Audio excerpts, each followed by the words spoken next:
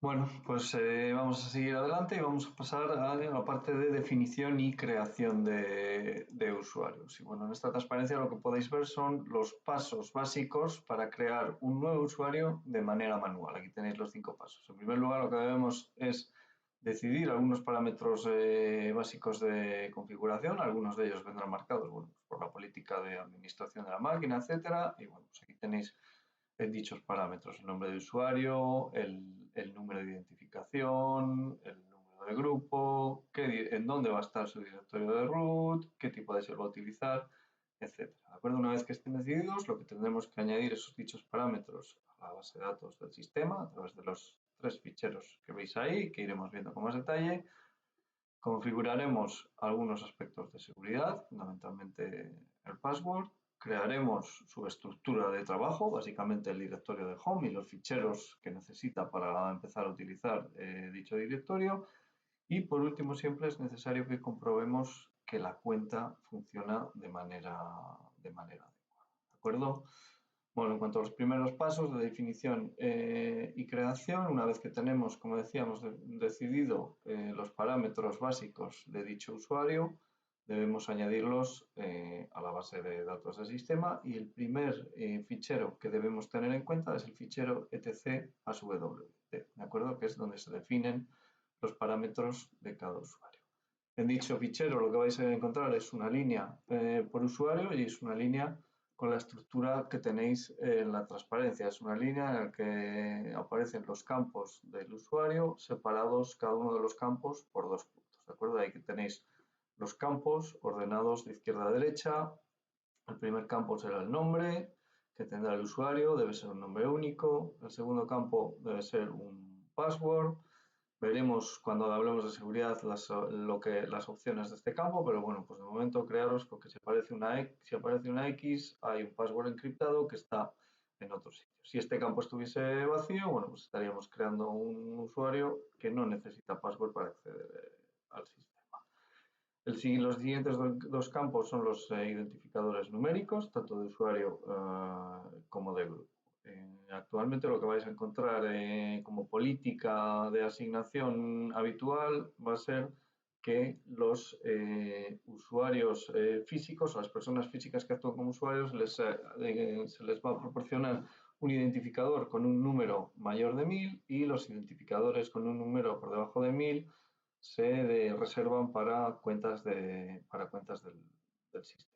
¿Vale? Luego hay un campo con información personal, el campo que se llama geckos, y los últimos 2 campos que encontraremos son el directorio raíz de dicho usuario y qué tipo de shell va a utilizar. Para que os hagáis una idea de la pinta que tiene esto en la máquina con la que nosotros trabajamos, aquí tenéis el contenido del fichero passwd en nuestra máquina, ¿de acuerdo? Y bueno, pues en dicha máquina, bueno, podéis ver, por ejemplo, vamos a editarlo mejor, vamos a editarlo con VI.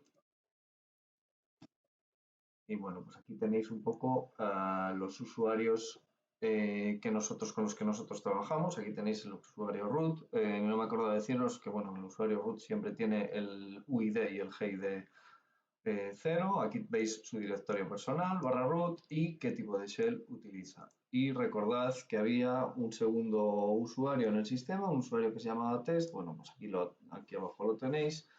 De nuevo, el UID y el GID de 1000, como decíamos, su directorio, /home/test, y la shell que utilizan, que va a ser la misma que el root, que va a ser de tipo bash. ¿De acuerdo? Entonces, perdón. Si nosotros quisiésemos añadir un nuevo usuario, lo único que tendríamos que hacer es añadir una línea a dicho fichero.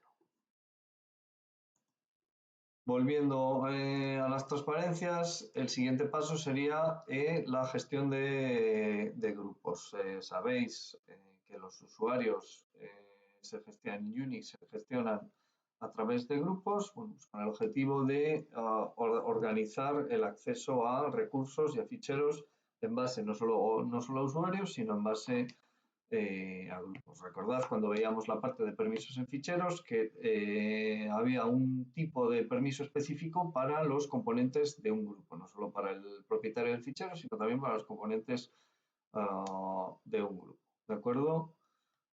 ¿Cómo se hace? ¿Dónde se puede encontrar información sobre la asignación de grupos? Bueno, pues como hemos visto en el fichero PassWD tenemos un campo que indica el grupo, pero también existe un fichero específico, que es el fichero etc group, con un formato similar, una línea por grupo y campos separados por 2 puntos, en el que bueno, pues encontramos la información que veis en la figura, ¿de acuerdo? El nombre de grupo, el password, que generalmente no se utiliza y es el que se deja con el asterisco, un identificador de grupo y aquellos grupos a los que pertenezcan varios usuarios, bueno, pues en el último campo tendrán una lista de usuarios que pertenecen al grupo. ¿Cómo hacer la gestión de grupos o comandos relacionados con la gestión de grupos? Aquí tenéis los comandos groups para identificar los grupos de un usuario, el comando new group y el comando in.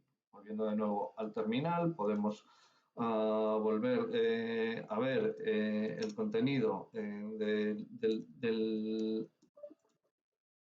fichero group y bueno, pues aquí veis un poco el formato, el mismo formato que antes y bueno, pues aquí si os fijáis tenemos el grupo correspondiente al fichero, perdón, al usuario test y bueno, como decíamos, los comandos relacionados con esta gestión, pues tenemos el comando groups que nos proporciona información sobre los grupos a los que pertenece un usuario, en este caso el usuario root solo pertenece al grupo root y sigue con el comando id tenemos información sobre el UID del usuario, el GID y los grupos a los que pertenece. ¿De acuerdo?